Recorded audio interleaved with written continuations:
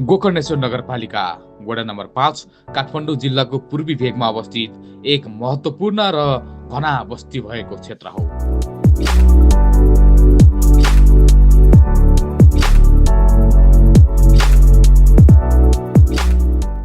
ऐतिहासिक, धार्मिक तथा शहरी विकासको दृष्टिले यो वडा काठमाडौँ महानगरसँग नजिकै रहेको जोरपाटी आसपासको क्षेत्र पर्दछ। राजधानीसँग सहज पहुँच, मुख्य सडक सञ्चालनसँग जोडिएको अवस्थाले यस वडालाई शहरीकरणको तीव्र गतिमा अघि बढिरहेको क्षेत्रको रूपमा चिनिएको छ।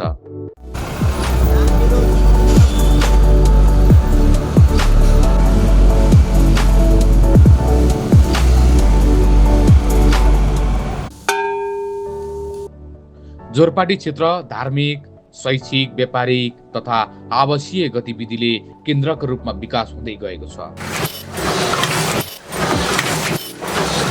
यस वडामा विभिन्न विद्यालय, कलेज, स्वास्थ्य संस्था, सरकारी तथा निजी विद्यालयहरू रहेका छन् भने दैनिक रूपमा ठूलो संख्यामा सर्वसाधारणको आवत जावत हुने गर्दछ। जनघनत्व बढ्दै गएकाले यहाँ सार्वजनिक सेवा, पूर्वाधार विकास र सुरक्षा व्यवस्थालाई प्राथमिकतामा राखिँदै आएको छ।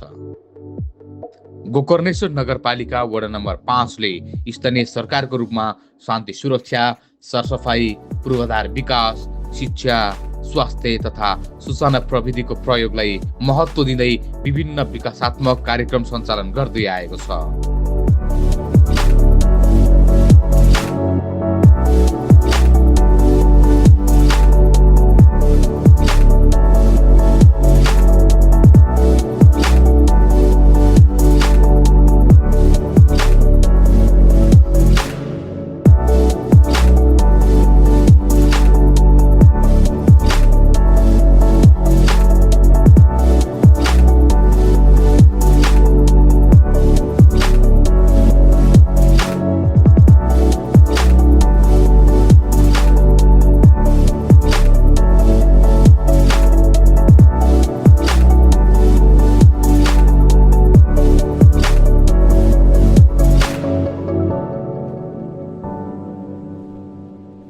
विशेष गरी सार्वजनिक स्थानहरूमा सीसी क्यामेरा जडान, डिजिटल सेवा प्रवाह तथा सूचना सञ्चारको प्रयोग मार्फत सुशासन र पारदर्शिता कायम गर्ने दिशामा वडा सक्रिय रूपमा अघि बढिरहेको छ। यस वडाले शहरीकरणसँगै आउने चुनौतीहरूलाई व्यवस्थापन गर्दै सुरक्षित, व्यवस्थित र नागरिक मैत्री वडा निर्माण गर्ने लक्ष्य लिएको छ।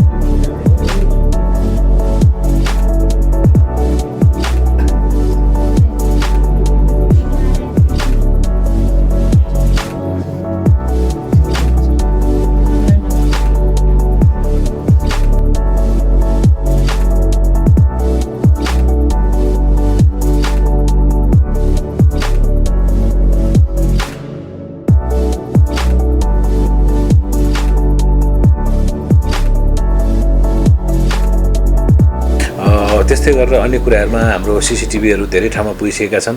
यो चोरी चाहिँ धेरै छ यहाँ।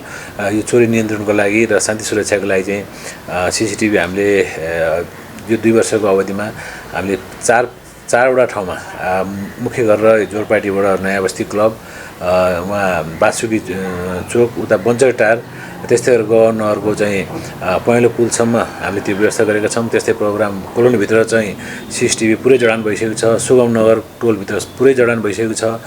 बासुकी नगरभित्र जडान भइसकेको छ। त्यस्तै गरी ग्रिन भ्याली टोलमा पनि जडान भइसकेको छ। त्यस्तै जोरपाटी चोकबाट यो 15 पाखा भन्ने ठाउँसम्म पनि गइसकेको छ। जोरपाटी ओह्रालोबाट पिपल चौतारीसम्म पनि गइसकेको छ। अब हामीले अब आउने नयाँ आर्थिक वर्षमा चाहिँ अर्को 5-7 ठाउँमा सीसीटीभी जडान गर्नुपर्ने हामीले अवस्था देखेका छौँ।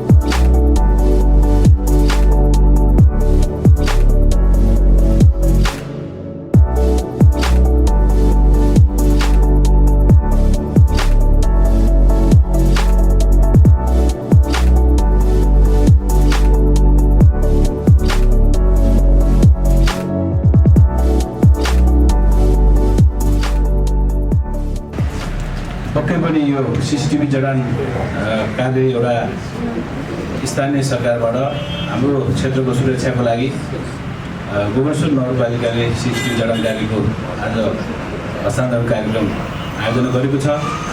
हाम्रो क्षेत्र बौद्ध चाहिँ महानगरको सिमानादेखि कायेश्वरी नगरपालिकाको सिमाना दक्षिण ढोकासम्म र जोरपाटी चोकबाट हाम्रो सिमाना सुन्दरजलसम्म मूल सडकमा सिसिटिभी जडान भइसकेपछि यसले यस क्षेत्रमा हुने विभिन्न आपराधिक गतिविधिहरू दुर्घटनाहरूलाई यसले चाहिँ समात्नलाई यसले ठुलो सहयोग पुग्छ भन्ने मलाई लाग्छ। यो चाहिँ स्थानीय सरकारको तर्फबाट हाम्रो क्षेत्रको सुरक्षाको लागि हामीले सुरुवात गरिएको छ। यसले धेरै ठुलो चाहिँ काम गर्नेछ भन्ने मैले विश्वास लिएको छु। मुख्य गरेर शान्ति सुरक्षा अमन चयन काम गर्नुपर्ने यसले ठुलो सहयोग गर्नेछ। यस्ता कार्यहरू हामी स्थानीय सरकारमा जनप्रतिनिधि भएर आइसकेपछि हामीले भित्री टोलहरूमा गल्लीहरूमा धेरै ठाउँमा गरेका छौँ। मुख्य गरेर गोकर्णेश्वर नगरपालिकाको जोरपाटी क्षेत्रमा वडा नम्बर 5 भित्र पनि हामीले 11 ठाउँमा सिसिटिभीका जडान गरेका छौँ र त्यो ठाउँमा जडान भइसकेपछि त्यो ठाउँमा हुने आपराधिक गतिविधिहरू धेरै नियन्त्रणमा आएका छन् र संविधानले 3 तहको सरकारको अवधारणा ल्याएको छ। तर सङ्घ प्रदेश स्थानीय तहमा हुने कामहरू स्थानीय बजेटबाट मात्र नै होस् भन्ने किसिमको व्यवहार सङ्घ र प्रदेशको देखिएको अवस्था छ अहिले। यसको उदाहरणको लागि जोरपाटी चोकमा मूल सडक यो 2 वर्षदेखि बिग्रेको अवस्था छ। त्यो ठाउँमा ओभरल्यापिङको लागि हामीले पटक हामीले सडक विभागमा गएर हामीले निवेदन दिएका छौँ। त्यहाँ हामीले मौखिक पनि भनेका छौँ, तर सडक बनाउने काम अहिलेसम्म भएको छैन। यो सङ्घले गर्नुपर्ने काम हो। अब हामीले यहाँ मूल सडकको पोलहरूमा हामीले लेखेका देख्छौँ सडक सबै लेखेको छ। सडक विभागले आफ्नो क्षेत्र भन्छ, हामीले त्यहाँ काम गर्नु मिल्दैन। तर सडक विभागले आएर काम गर्दैछ 2 वर्ष भइसक्यो। यस्ता किसिमका स्थितिहरू हामी त्यहाँ देखा परेका छन्। तर स्थानीय सरकारले हाम्रो तर्फबाट गर्नुपर्ने कामहरू हामी कुनै पनि कुरामा हामीले शान्ति सुरक्षाको लागि सिसिटिभी जडानका कुरा होस्, भौतिक पूर्वाधार निर्माणका कुरा होस्, सडकका कुराहरू होस्, हामी जहाँ पनि हामी गर्न अगाडि बढिरहेका छौँ। र यस अन्तर्गत आज सिसिटिभी जडान कार्यको शुभारम्भ के अरे काम सम्पन्न भइसकेपछि प्रहरीले हस्तान्तरण कार्य भएको छ। यसले गर्दा यस क्षेत्रमा शान्ति अमन चयन आपराधिक गतिविधिहरू चाहिँ कम भएर चाहिँ एउटा यहाँका जनताहरूले राहतको सास फेर्नेछन् भन्ने मैले महसुस गरेको छु।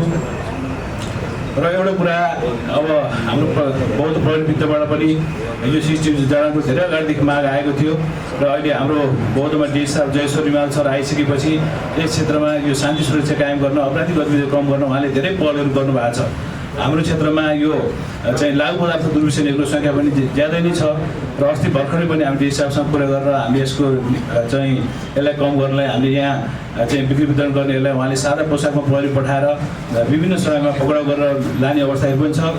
यसले पनि यो सिसिटिभी चाहिँ सबै क्षेत्रमा हामीले जडान गर्न सक्यौँ भने यसले पनि आपराधिक गतिविधि गर्ने मान्छेहरूमा चाहिँ न्यूनीकरण आउँथ्यो र हाम्रो क्षेत्रलाई हाम्रो समाजलाई राम्रो बनाउन सकिन्थ्यो भन्ने मलाई लाग्छ।